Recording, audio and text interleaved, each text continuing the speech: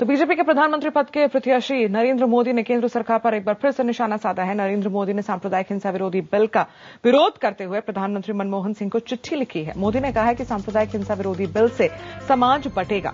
केंद्र सरकार शीतकालीन सत्र में सांप्रदायिक हिंसा विरोधी बिल पास करवाना चाहती है, लेकिन बीजेपी और कई दूसरी पार्टियां इस बिल का विरोध कर रही हैं। इन दलों की दलील है कि यह बिल पास होने से राज्य के संवैधानिक अधिकार समिति रह जाएंगे। नरेंद्र मोदी ने प्रधानमंत्री को लिखी चिट्ठी में संसद में सांप्रदायिक हिंसा विरोधी बिल लाए जाने के समय पर सवाल भी उठाया है। मोदी के मुताबिक वोट बैंक की सियासत के तहत ऐसा किया जा रहा है। उन्होंने बिल के मसौदे को खराब बताते हुए कहा है कि यह संघीय ढांचे के खिलाफ है।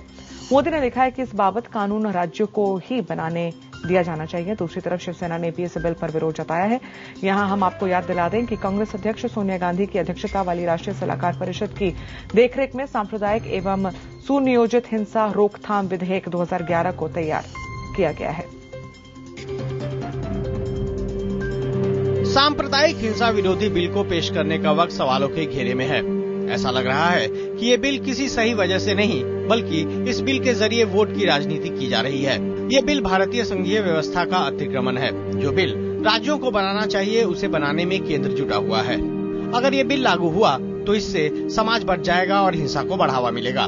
ये बिल अपने मकसद के बिल्कुल विपरीत काम करेगा। मेरी अपील है कि इस बिल को आगे बढ़ाने से पहले वो राज्यों के साथ विस्तार से चर्चा करें। सांप्रदायिक हिंसा विरोधी बिल पर सही तरीके से विचार नहीं किया गया है।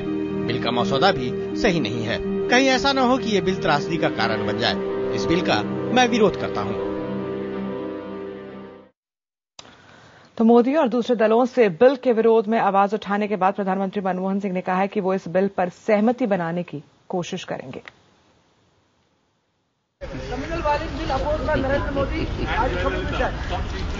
Well, it will be our effort to evolve a broad-based consensus on all matters which are of great legislative importance to our country.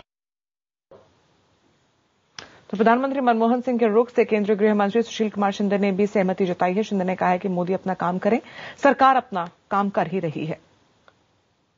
जरूर सहमति बनाएंगे और ये बिल इसी सेशन में हम लाएंगे। लेकिन नरेंद्र मोदी ने कहा जल्दबाजी में फैसला न करें। नहीं, वो उनका काम वो करेंगे, हमारा काम हम करेंगे। सांप्रदायिक हिंसा विरोधी बिल पर प्रधानमंत्री को चिट्ठी लिखकर मोदी ने पूरे मामले पर पार्टी का रवैया जाहिर कर दिया है। बीजेपी पूरे मामले में आक्रामक नजर आ रही है। बीजेपी के रुख पर रविशंकर प्रसाद से बात की हमारे संवाददाता नीरज गुप्ता ने।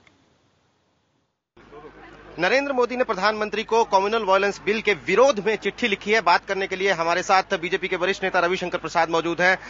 रविशंकर जी, बीजेपी का हमेशा से इस बिल पर विरोध रहा है, लेकिन नरेंद्र मोदी की इस वक्त पर चिट्ठी लिखे जाने को बहुत चुनावों से, टाइमिंग से जोड़कर देख रहे हैं। उन्होंने पहले भी लिखा है, जल्दबाजी में लिखा है। ये एक जबरदस्त कम्युनल बिल स्वयं है जो देश को बांटने की कोशिश है। ये कैसा बिल है जो मानता है कि मेजॉरिटी कम्युनिटी के लोग कभी राइट के विक्टिम हो ही नहीं सकते और राज्यों के अधिकार पर जबरदस्त हनन है।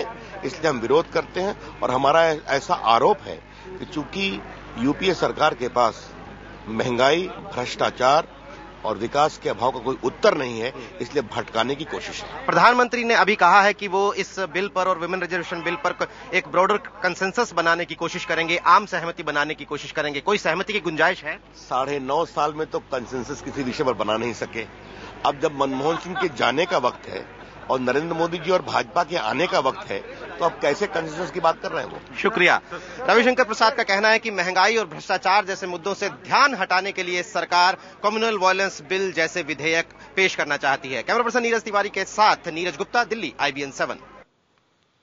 सांप्रदायिक हिंसा विरोधी बिल पर बीजेपी के रुख को शिवसेना का भी समर्थन मिल रहा है। शिवसेना ने हर हाल में इस बिल का विरोध करने का ऐलान किया है। नरेंद्र भाई ने जो मुद्दे इस बिल के बारे में रखे हैं सामने,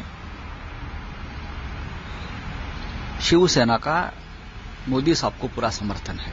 वोट बैंक की राजनीति के लिए, किसी को खुश करने के लिए आने वाले 2014 के लोकसभा चुनाव को सामने रख के इस बिल को लाने की कोशिश हो जाएगी, लेकिन हम ये बिल आने नहीं देंगे।